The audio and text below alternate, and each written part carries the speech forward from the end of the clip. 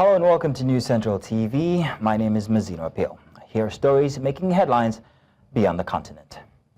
Condolences have continued to pour in for the late Catholic pontiff, Pope Francis. In his native country, Argentina, President Javier Milei has declared 7 days of mourning following the death of Pope Francis. The Pope was born in Buenos Aires, Argentina, which is a Catholic majority country. Have expressed their condolences following the passing of the pontiff. Now, Pope Francis, as said before, was born in Argentina. Germany's Chancellor-in-waiting Friedrich Merz said he was filled with deep sorrows at the news, describing the Pope's death as a personal loss. European Commission President Ursula von der Leyen also paid tribute, saying the Pope inspired millions well beyond the Catholic Church with his humility and boundlessness for love and for the less fortunate. Indian President, or rather Prime Minister Narendra Modi, said he was deeply pained by the news. He also sent his heartfelt condolence to the global Catholic community. Pakistani Prime Minister Shehbaz Sharif called Pope Francis a trailblazer for interfaith harmony, peace, and the betterment of humanity, describing his passing as an irreparable loss to the world. Meanwhile, the government of Spain has announced that it will observe 3 days of mourning to honor Pope Francis.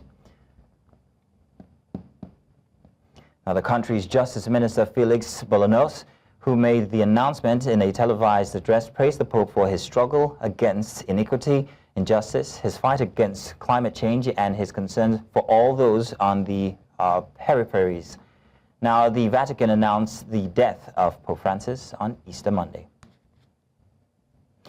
The world is mourning the loss of Pope Francis, the first pope from the Americas and a transformative figure in the Catholic Church, known for his humility, compassion, and also commitments to social justice. Francis redefined the papacy for the modern era. Our international correspondent, Afia Hagen, looks back at his remarkable life and legacy.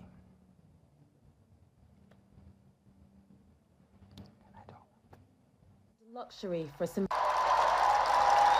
He was the Pope who shunned luxury for simplicity, choosing to live in a modest Vatican guest house rather than the papal apartments. Pope Francis, born Jorge Mario Bergoglio, on December the 17th, 1936, in Buenos Aires, Argentina, was the son of Italian immigrants. Before entering the priesthood, Bergoglio worked as a chemical technician and briefly as a bouncer. Ordained as a Jesuit priest in 1969, he rose through the ranks of the church, becoming the Archbishop of Buenos Aires in 1998 and a cardinal in 2001. From his early days to his historic election as the 266th Pope in 2013, his mission was clear: to bring the Catholic Church closer to the people. His papacy was defined by advocacy for the poor, environmental justice, and outreach to marginalized communities. He called for urgent action against climate change and emphasized global unity and compassion.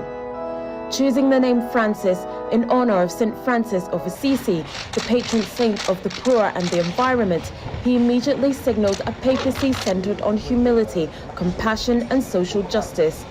Pope Francis challenged the Church to be a field hospital for the wounded, emphasizing pastoral care over rigid adherence to doctrine. But his papacy wasn't without controversy. He called for greater inclusion of LGBTQ+ Catholics, divorced couples, and women in leadership roles. That sparked both praise and criticism within the Church. Francis also tackled internal church issues, pushing for financial transparency and accountability in the wake of the clergy abuse crisis. On the world stage, he acted as a peacemaker, facilitating dialogue between Cuba and the United States, advocating for refugees and speaking out against war. Despite facing health challenges in his later years, Pope Francis remained active in his ministry, continuing to travel and inspire millions with his message of mercy and hope. As the bells toll across the Vatican, the world remembers a pope who sought not power but peace, not grandeur but grace. The Vatican says preparations are underway for Pope Francis's funeral, expected to draw world leaders and worshippers from across the globe. His legacy, however, will endure far beyond the walls of St. Peter's Basilica. For News Central, I'm Afia Hagen. Now, our international correspondent, Afia Hagen, joins us for more on the death of the Pope. Good evening, Afia. Thank you very much for joining us. So please, if you would, what do we need to know about the death of the Pope currently? Well, in the past hour, we've been told that the Pope died from stroke and heart failure, a cerebral stroke and subsequent heart failure. That was according to the Vatican. Although we are told also that he died peacefully. The stroke led to a coma and irreversible heart failure, and we got this news about 12 hours after his death was announced. Now, we do know that he suffered from chronic lung disease. He had been in hospital in Rome's Gemelli Hospital for 38 days at the beginning of this year for double pneumonia. It was the longest hospital stay of his papacy. But we did see him quite a lot through this Easter period after his release from hospital. On Thursday, he spent 30 minutes at a prison. On Holy Saturday, he visited St. Peter's Basilica in the evening. And yesterday, of course, he was greeting the faithful on the balcony at St. Peter's Basilica there. He said, "Happy Easter, brothers and sisters." And he was pictured without that nasal cannula that we have seen him with in recent weeks that helped him breathe. One of his aides gave the full Easter address that we probably would have expected to hear from him had he been in better health.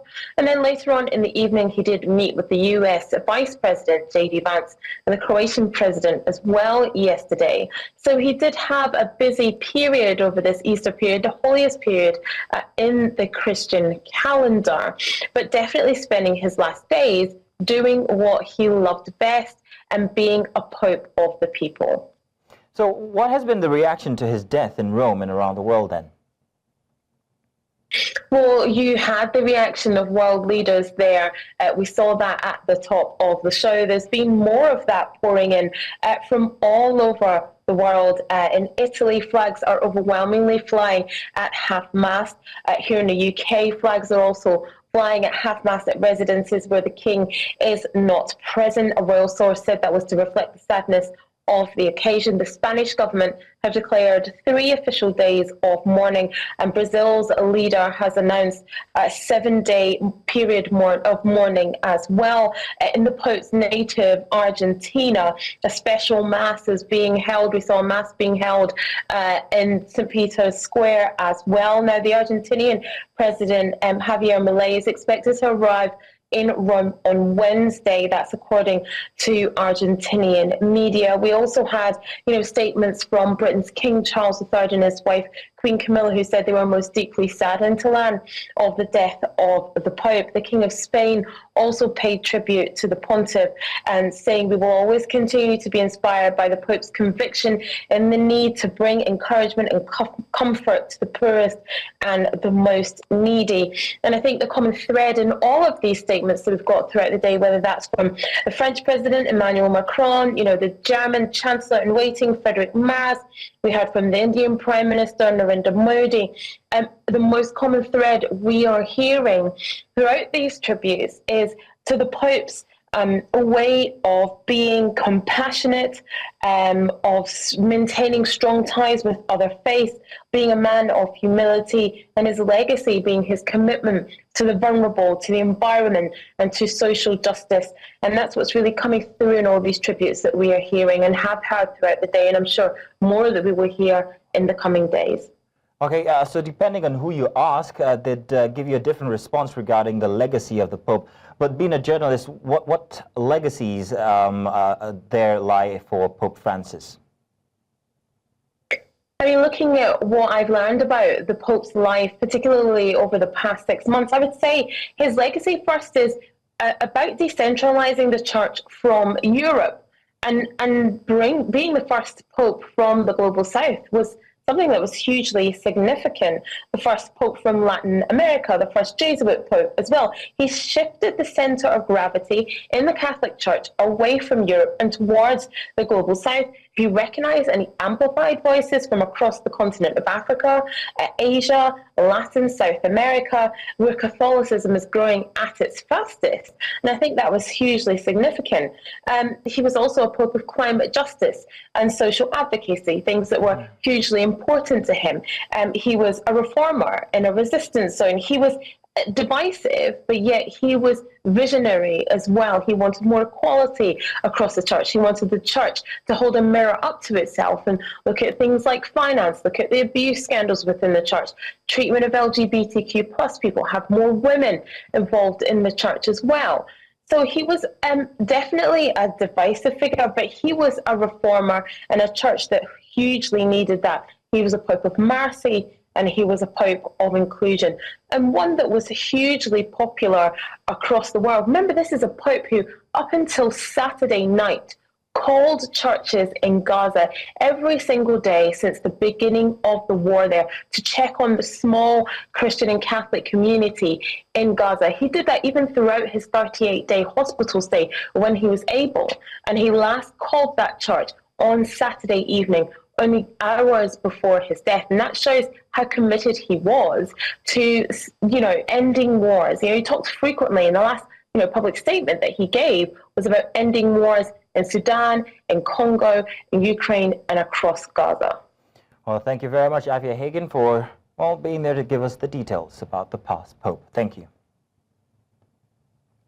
As the world mourns the death of Pope Francis, there are gears in place for the election of a successor into his place. Now let's take a look at what the process is like for choosing a new pontiff. Becomes vacant due to the Pope's death or resignation, the leadership of the Catholic Church passes to the College of Cardinals. They begin by holding general congregations where they discuss key issues and prepare for the upcoming papal election, known as the conclave. Only cardinals under the age of 80, called cardinal electors, are eligible to vote. The process begins with the Mass for guidance in St. Peter's Basilica, invoking the Holy Spirit for assistance in making the right choice. The cardinals then process into the Sistine Chapel, take an oath of secrecy, and begin voting. 4 rounds of balloting are held each day, requiring a 2/3 majority for a candidate to win. If no pope is chosen, the ballots are burned, producing black smoke as a sign of no result. Once a cardinal receives the necessary votes, he accepts the election, chooses a papal name, and is dressed in papal vestments. The final ballots are burned with chemicals to create white smoke, signaling the election of a new pope. Finally, the senior cardinal deacon steps out onto the balcony of St. Peter's Basilica and announces to the world, "Habemus Papam," meaning, "We have a pope." The new pope then appears to give his blessing to the people of Rome and the world. For News Central, I'm Ayo Olubusi. We're now going on a short break, and when we come back, we've got more Beyond the Continent. Stay tuned.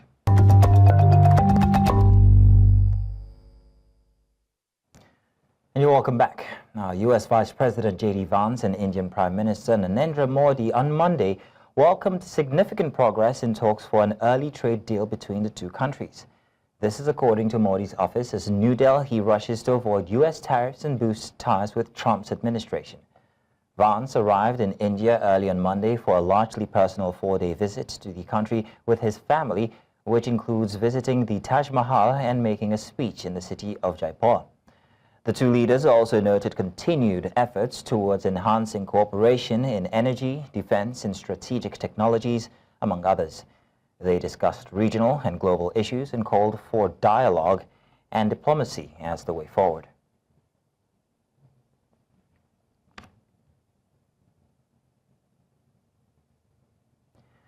Now, China has issued a stern warning to countries striking trade deals with the United States at its expense, vowing to take countermeasures in the intensifying tariff war. While most nations face a 10% U.S. tariff, Chinese goods are subject to duties of up to 145%. In retaliation, Beijing has imposed tariffs of up to 125% on American imports. 始终坚持开放包容、互利共赢的合作理念，反对任何形式的单边主义、贸易保护主义。认为滥施关税将严重损害各国的正常经贸往来。我们同意坚守建设开放型世界经济的初心，倡导普惠包容的经济全球化，维护以世界贸易组织为核心的多边贸易体制，推动打造公正、公平、非歧视的贸易投资环境。 Now, Beijing has accused Manila of undermining regional strategic stability. This comes after the Philippine and U.S. militaries on Monday kicked off 3 weeks of joint exercises that will stimulate a full-scale battle scenario as the two allies seek to deter Beijing's ambitions in the disputed South China Sea. As many as 17,000 personnel are expected to take part in the annual Balikatan, or shoulder-to-shoulder drills, which for the first time will include an integrated air and missile defense simulation.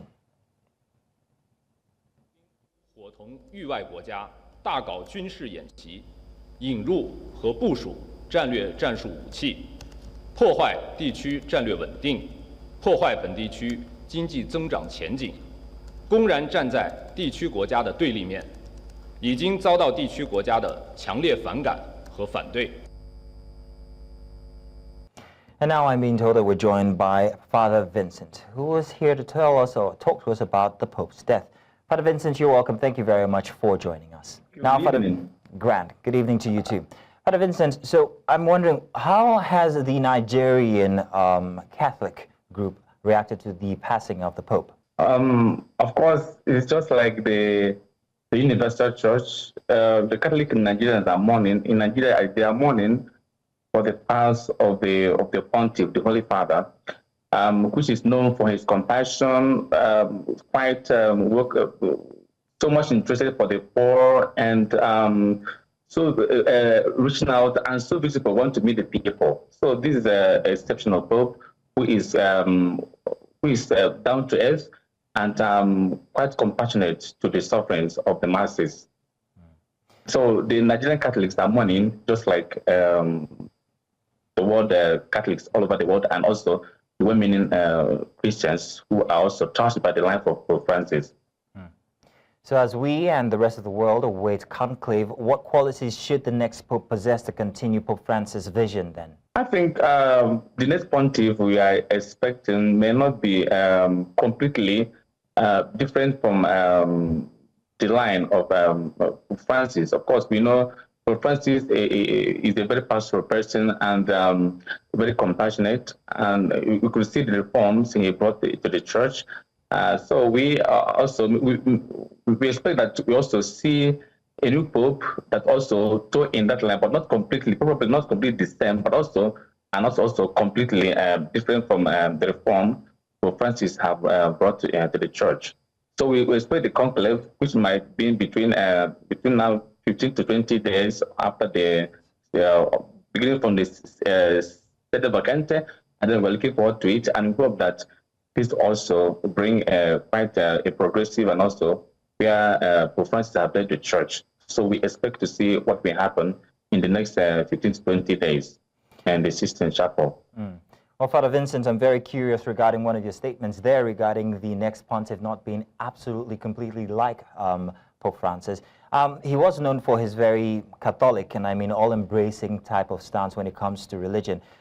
We saw him embrace people even of the LGBT community. Are we expecting to see these kinds of politicized or political type of embrace with the next pontiff? Of course, the Catholic Church has been, in its social teaching, has been also concerned about the politics and also what happened in the world, because this is not exclusively different. The world is not totally, the politics is not totally exclusive, nor different from the church, because the church is also part of the politics, because the church, which are the people, are affected by the political decisions. So the church is the part and parcel of it, and also wanting to influence it in a positive way, just like Pope Francis have done in his papacy. You could see his concern about the wars, different parts of the world, in Gaza, in DRC, in Ukraine, even in Nigeria here too, that we have also a crisis, Christian persecution, and all of that. So I think the new Pope will also continue in that regard as well, because the church is part and parcel of the politics, which happens. But what happens in politics also affects the church. So that's why the church always takes a stand, always wanting to influence the politics all over the world positively. Well, thank you very much, Father Vincent, for joining us this evening. Thank you indeed. Thank you. And that's all on Beyond the Continent this evening. Now, do remember, you may send your eyewitness report to the WhatsApp number on your screens now. And follow us on social media. We are at News Central TV. You may also watch News Central live on DSTV channel 422, Star Times channel 274, Able TV, and of course on YouTube. Many thanks for watching. My name is Mazino Appeal.